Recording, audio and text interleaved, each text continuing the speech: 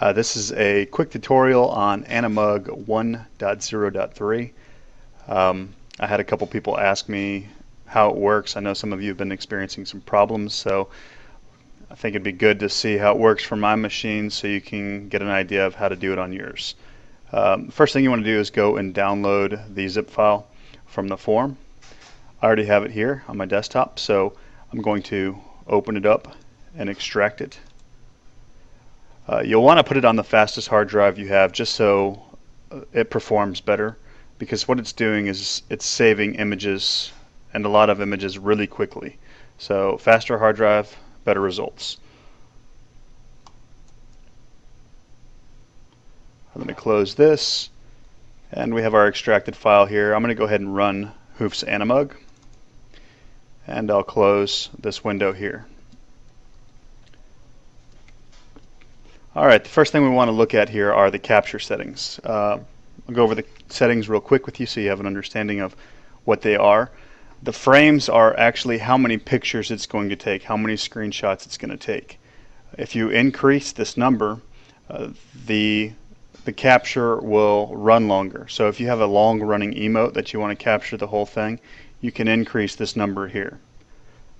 Keep in mind, increasing this also increases the file size of the AniMug once you've created it. So you may want to work with that a little bit. The frame rate at which it captures is the next setting here. So every 70 milliseconds it's going to pause, and then it'll take another screenshot.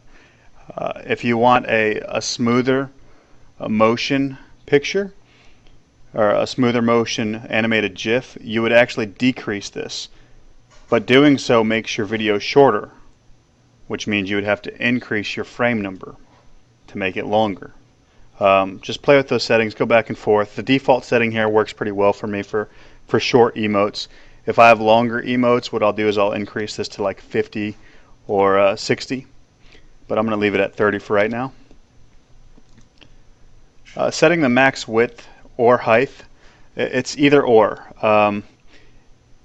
The image is going to maintain its aspect ratio. So if you set a height of 200 pixels, what it will do is it will set the appropriate width to maintain that aspect ratio of what it should be, so you don't have a short fat looking man or a tall skinny looking man.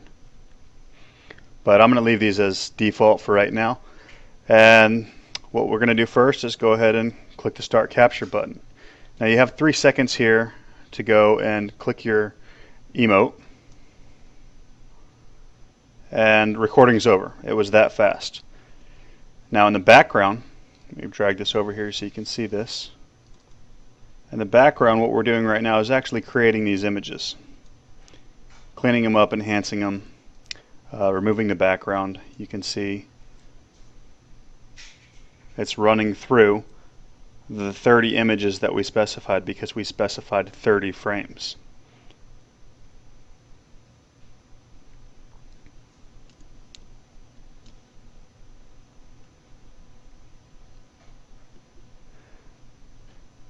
Now it's going to do this twice. This first time it's actually removing the background and making it transparent. The second time, if I scroll up here, you can see it's making green screen backgrounds.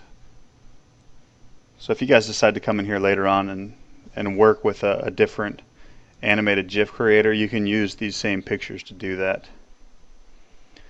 Okay, so all in all, we should have 90 pictures here. We have the original 30, which look like this. Now if I click through them really quick, you can kind of get an idea of what an animated GIF is doing. It's just combining all these images at a specific speed. We have the transparent background ones, and we have the green screen ones.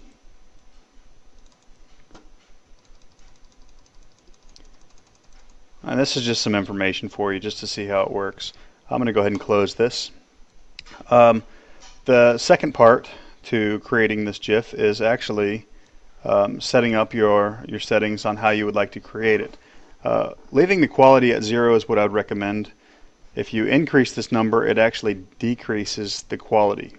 By increasing the number, it removes colors from each of the pictures. It will make the picture smaller, however, the quality is going to look like crap. So I would just recommend leaving that default at 0. And then the delay between frames. This is kind of cool because if you want to make a slow motion sort of GIF, you would increase this number here to, I don't know, 100, 200 milliseconds. And that would actually put a 100 or 200 millisecond pause between each frame. Loop the animation, that's pretty obvious. If it keeps playing over and over and over again, you would keep this checked. If you don't want it to keep playing over and only have it play once, you uncheck it. And then here you can actually specify which images you want to be included in the AniMug. It's going to be a range. So let's say I only want from image, this is actually image 11. Let's say I only want from image 11 to image 30.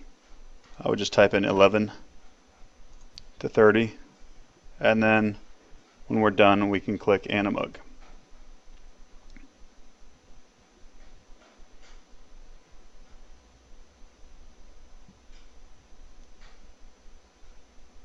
Give this just a few seconds.